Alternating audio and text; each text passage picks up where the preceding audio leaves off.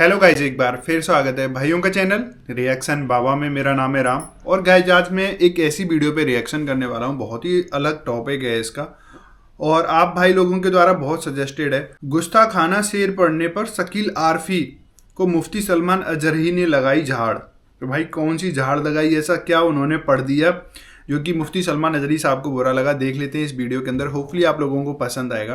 पसंद आए तो शेयर करना ना भूलें वीडियो को। फर्स्ट टाइम देख रहे हैं चैनल पे वीडियो तो प्लीज चैनल को सब्सक्राइब भी करें गाइस। आज के रिएक्शन में स्टार्ट कर लेता हूं बिना किसी देरी के। Let's play.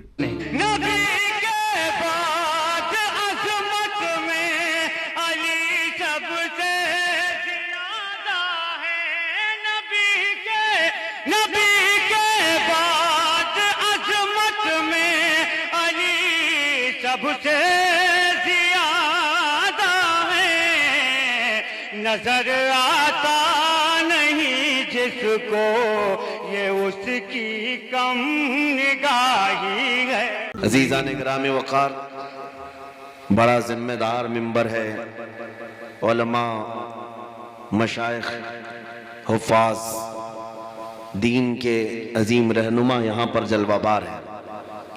नातें और तकरीरें अवामुन्नास को अकीदा भी देती हैं और उनके ईमान की मिसाल को और उनके ईमान के सही रास्ते को भी उन्हें दिखाया करती हैं। इसीलिए यहाँ से जो बोला जाए उसकी जिम्मेदारी बहुत ही ज़्यादा बढ़ जाती है, बहुत ही ज़्यादा बढ़ जाती है। सही बात है। ऐसे नहीं कि चलते फिरते रास्ते में जो कुछ भी बोल रहा है इसी तरह मिंबर रसूल से भी बोल जाए। शायर भी हो कि मुकर्रिर भी हो, नाप तोल कर बोलना जरूरी है, इसलिए कि ये बरसों तक लोगों का अकीदा बन जाएगा। लोग अवामुन्नास दीन सीखते हैं इन मिंबरों से। इन जलसों में आते क्यों हैं? इसीलिए आते हैं कि दीन सीखें। और नात कोई एंटरटेनमेंट के लिए नहीं है कि तुम नारे लगाओ, हंसी खुशी उछल कूद कर चले जाओ। नात जो पढ़ता है शायद ये भी तुम्हारे दिलों में इश्क रसूल पैदा करता है। आला हज़रत फाज़िल बरेलवी रहमतुल्लाह ताला अलैह ने लिखा है, आपसे पूछा गया कि अगर हुजूर की मोहब्बत बढ़ाना है तो क्या करें? आला हज़रत ने फरमाया, अच्छे अशआर अच्छे शायर से सुने जाएं, खुश इल्हान नात खां से सुने जाएं, उससे जज्बा इश्क रसूल बढ़ता है। लेकिन ये बात हमेशा याद रखें, एक शेर तकरीर से ज्यादा भी असर करता है। क्या बात। और इन अशआर में अकीदा भी और ईमान भी और बहुत कुछ समाया हुआ होता है। इसीलिए मैं आज आपको खुलासा कलाम मेरा ये बता दूं कि मिन जुमला अहले सुन्नत व जमात मशरिक व मगरिब शुमाल व जुनूब और मुतकद्दिमीन मुताखिरीन, पहले वाले अब वाले, सबका मुत्तफ़क़ा अकीदा मोहम्मद सल्लल्लाहु अलैहि वसल्लम अल्लाह के रसूल हैं, खातमुन नबिय्यीन हैं, रहमतुल लिल आलमीन। उनके बाद अफ़ज़लुल बशरी बअदल अंबियाई बित्तहक़ीक़, तमाम नबियों के बाद सबसे अफजल इंसानों में हज़रत अबू बकर सिद्दीक की ज़ात है। सैयदना अबू बकर सिद्दीक रज़ियल्लाहु तआला अन्हु की ज़ात अफ़ज़लुल बशरी बअदल अंबियाई बित्तहक़ीक़, ये जुमला अहले सुन्नत व जमात का मुत्तफ़क़ा अक़ीदा है। फिर सैयदना उमर इब्न ख़त्ताब, सैयदना उस्मान इब्न अफ़्फ़ान, फिर हैदर कर्रार रिज़वानुल्लाहि अलैहिम अजमईन, ये खुलफ़ाए राशिदीन जिनके मुतालिक मेरे आका ने फरमाया, अलैकुम बिसुन्नती व सुन्नतिल खुलफ़ाइर राशिदीन, ऐ लोगो तुम पर मेरी सुन्नत और मेरे खुलफ़ाए राशिदीन की सुन्नत पर अमल करना लाजिम है। ये खुलफ़ाए राशिदीन हमारे लिए शरीयत के मिशअल हैं, वो तारे हैं हिदायत के, और इन्हीं को देखकर हम अपनी जिंदगी को और अपने दस्तूर हयात को तय किया करते हैं। मैं जिस चीज को लेकर आपके सामने हाजिर आया हूं ये तो मुझे खुलासतन पहले अर्ज करना था। बाकी हमारा उन्वान सिर्फ तकरीर का ही नहीं बल्कि पूरी जिंदगी का उन्वान ये है, या रसूल अल्लाह तेरे इश्क की बदौलत मुझे जिंदगी मिली है, क्या बात है, तेरे इश्क की बदौलत मुझे زندگی ملی ورنہ کون اس زمین پر مجھے پہچانتا. کون تھا ہمارا آسرا یہاں پر جب سے میرا نام تیرے نام سے جڑا ہے. یا رسول کریم صلی اللہ تعالیٰ علیہ وسلم دنیا اپنے آنکھوں پر بٹھائے رکھتی ہے. تیرے عشق کی بدولت مجھے زندگی ملی ہے. میری بات بن گئی ہے تیری بات کرتے کرتے. میری بات بن گئی ہے تیری بات کرتے کرتے. ہے جو زندگانی باقی یہ ارادہ کر لیا ہے. یا رسول اللہ ہے جو زندگانی باقی یہ ارادہ کر لیا ہے. تیرے منکروں سے آقا میں مروں گا لڑتے لڑتے. تیرے منکروں سے آقا میں مروں گا لڑتے لڑتے. یہ عنوان زندگی ہے. نوجوان کثرت سے یہاں پر موجود ہیں تو میں زندگی کا ایک راز بتا کر جاؤں. ان کی بات کرو اور ہر دل پہ راج کرو. حضور کی بات کرو اور پھر دیکھو تمہارے مقامات کیسے تیزی سے بڑھتے ہیں. آج یہ ایک میرے لیے غیر معروف علاقہ ہے. میں نے کبھی نام نہیں سنا تمہاری بستی کا. میں آ گیا ہوں اور جس راستے سے مجھے گزار کر کے لایا گیا میں تو سوچ رہا تھا کہ یہاں پر صحرا ہے یا جنگل ہے, پتہ نہیں کون لوگ آئیں گے. بلکہ نوجوان جب چیخ رہے تھے نعرہ لگا رہے تھے کار کے پیچھے شیر آیا تو بکریاں بھاگ رہی تھی.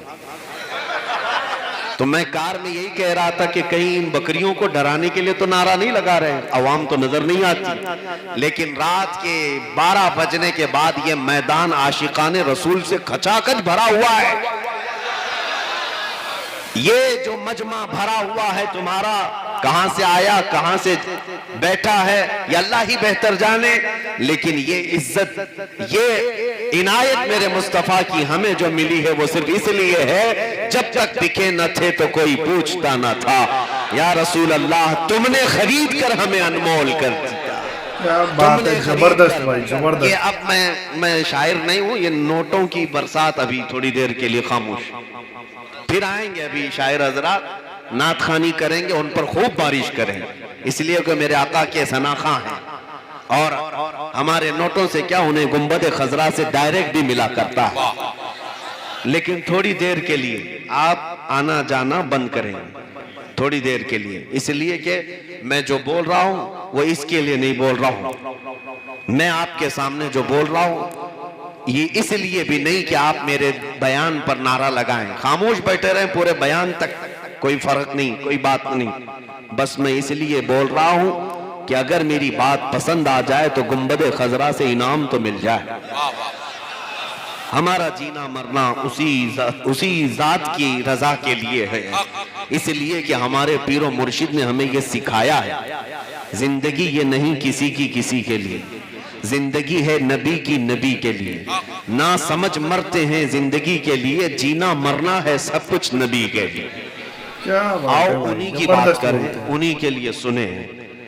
عزیزان گرامی وقار, میں چند صحابہ کرام کی زندگیوں میں جا کر آپ کے سامنے یہ گوشے رکھوں گا کہ وہ صحابہ جن کے متعلق پہلے کے حالات ہم نہیں گفتگو کرتے, جس کو شاعر نے صرف اتنے انداز میں کہہ دیا ہے ایک عرب نے آدمی کا بول بالا کر دیا, خاک کے ذروں کو ہمدوش سریا کر دیا. خود نہ تھے جو راہ پہ اوروں کے ہادی بن گئے, کیا نظر تھی جس نے مردوں کو مسیحا کر دیا.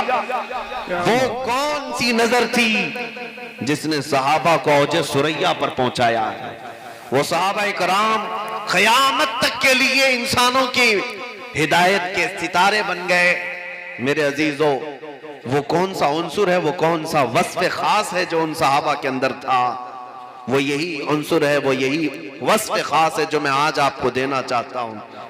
آج ہماری زندگی میں یہ بات آ جائے, حساسیت, سیریسنس جس کو کہتے ہیں, سینسیٹیو, جیسے کرنٹ کو ہاتھ لگائے تو آدمی شاک لگ جاتا ہے اور بچک کر کے پیچھے ہٹ جاتا ہے.